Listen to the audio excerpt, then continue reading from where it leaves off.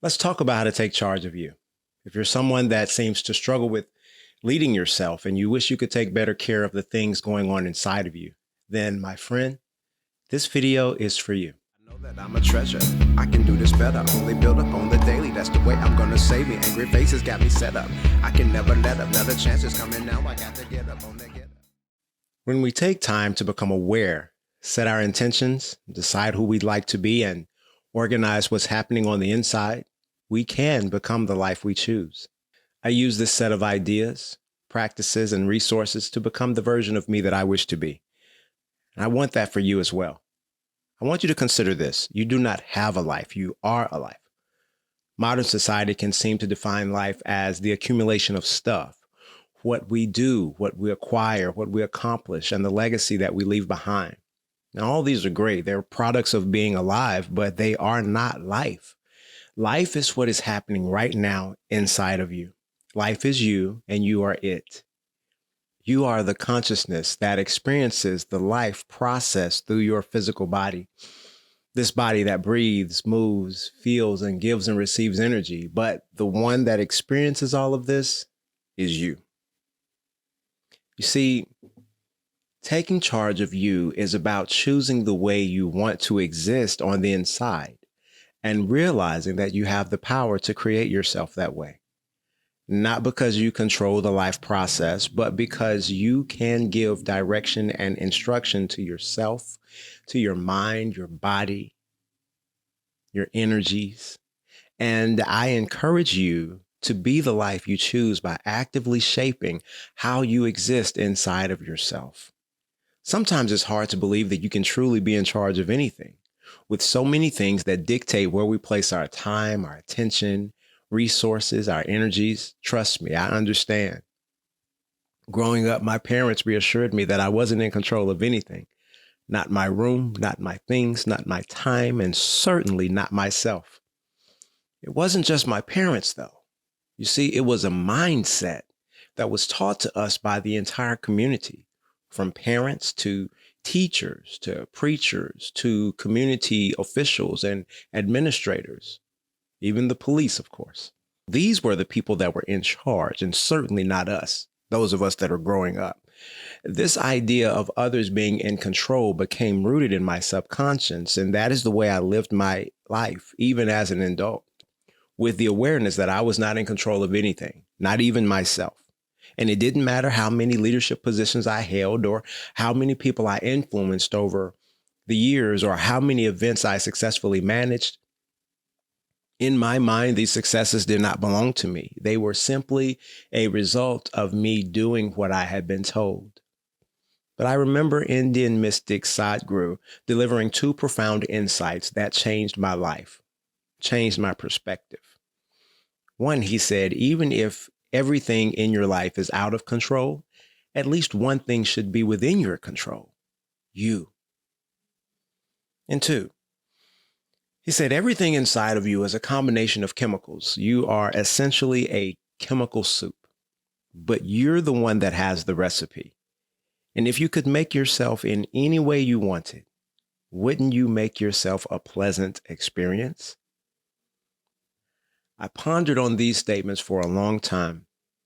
No one had ever told me that I could make myself the way that I wanted on the inside. But I found that he was correct. By implementing certain daily practices, I was able to begin to do this, to make myself a pleasant experience, or at least a more pleasant experience than I had previously been living. Taking charge and being in control are very different things, and we often confuse the two. Taking charge is intrinsic, while being in control is extrinsic. And many of us work so hard trying to control external situations and circumstances, but we have not taken the time to gain the control of the chaos that goes on inside of us each day.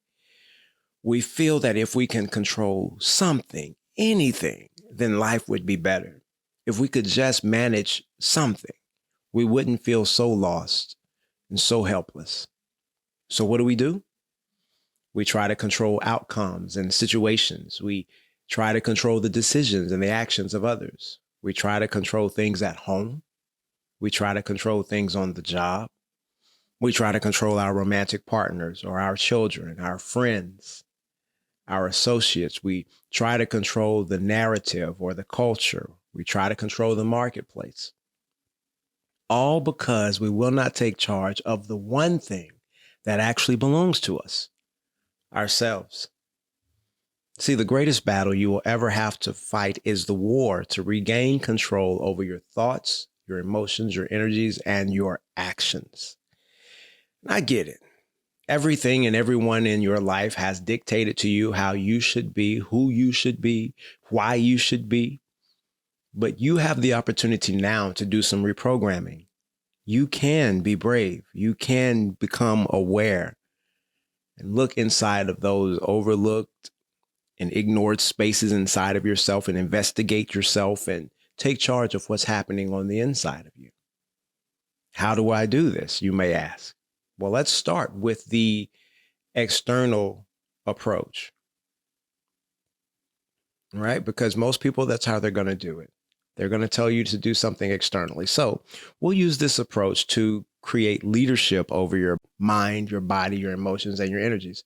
Consider this.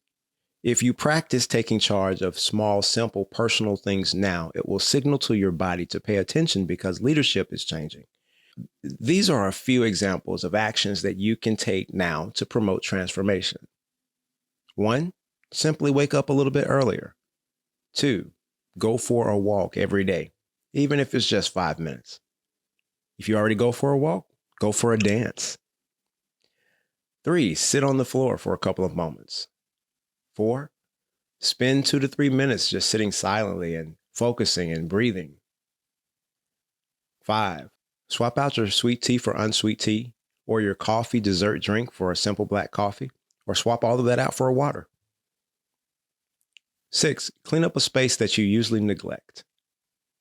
And 7, read a book instead of watching TV or social media.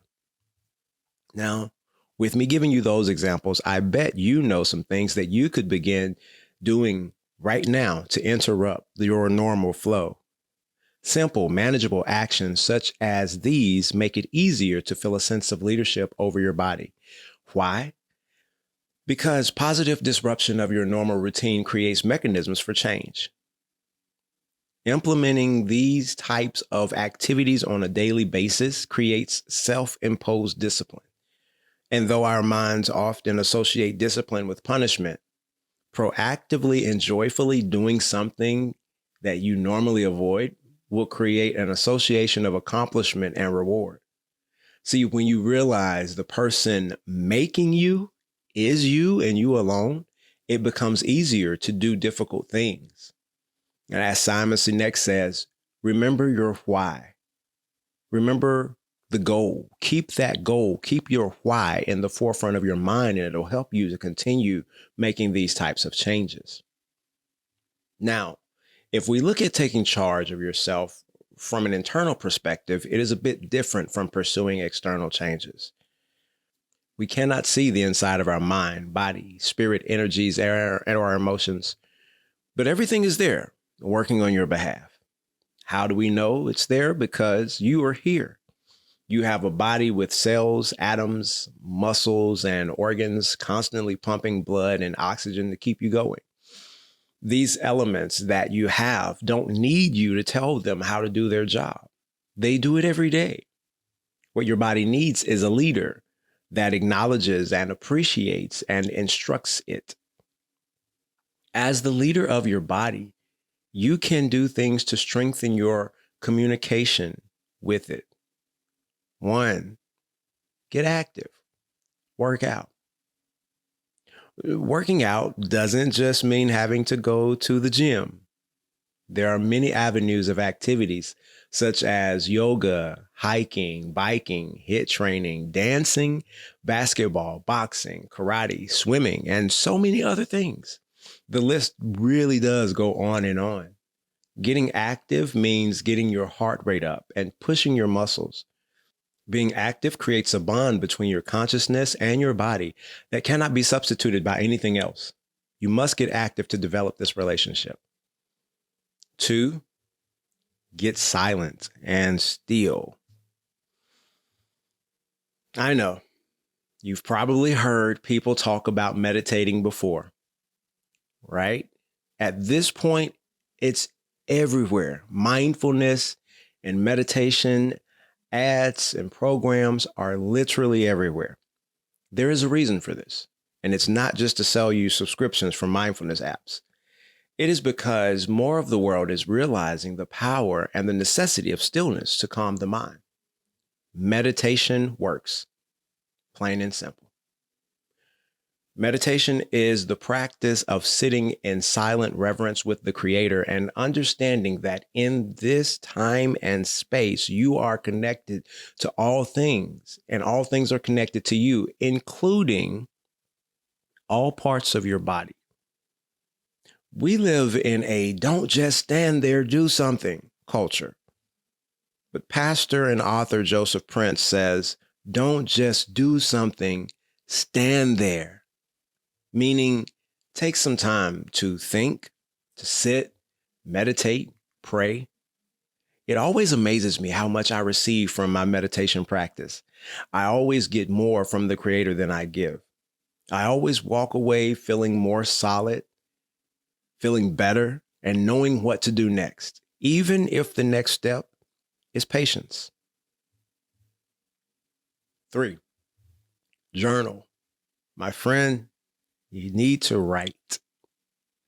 See, journaling is the secret sauce that makes men rich. I didn't say it. Comes from Napoleon Hill in his book, Think and Grow Rich. But a profound thing happens when you put pen to paper. You begin to bring to life something that was once imaginary. You give a tangible presence to an idea, and the weight of that substance begins to bring to life the things you once thought were impossible. Now, it doesn't mean that you can write, I have $1 million on a piece of paper and suddenly you have $1 million in the bank. I mean, come on, let's be realistic. The laws of the universe simply do not work that way. It doesn't work to just grant wishes and whims. Instead, use journaling to begin taking control of the most difficult thing in the universe to master: yourself. Write about who you are. Write about what you're feeling and then address those feelings in your writing. Write about who you want to be and how you plan to get there. What you went through that day and how you addressed it, or how you'll handle it tomorrow. Write to yourself the encouragement that you need to hear. In this way, you use journaling as a tool to become free, to grow, and to elevate. My friend, I appreciate you. Thank you for joining me, and I honor your time. And I hope that you'll take something from this video and use it to take charge of what's going on inside of you. I know that you can do this. You got this. I know that I'm a treasure. I can do this better. Only build up on the daily. That's the way I'm gonna save me. Angry faces got me set up. I can never let up. Another chance is coming now. I got to get up on the